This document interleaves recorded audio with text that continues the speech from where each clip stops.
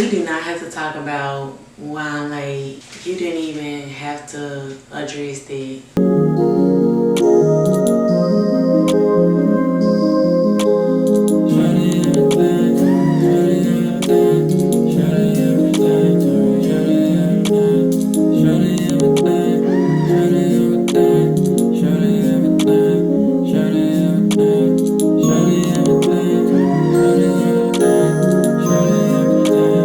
Hey y'all, today I'm gonna be showing y'all my go-to no retwist hairstyles. It's been a minute. I think the last time I got my hair done, maybe September. It is November the 5th. Everybody knows I don't care about the frizz. I will wear it like this. But I am pushing it this time because I'm not getting one to January. I know that seemed like a long time, but it's really not a long time. But it is a long time since the last time. September, October, November. Did I get them done in September? You know what? I just really want to give y'all the correct answer. No, because I went to Beyonce's concert in September. Okay, August 7th. That's crazy. I just could have sworn it was September. I know it's not a big difference, but it really is. It's in the beginning of August. So August, September, October, November. It's been 3 months.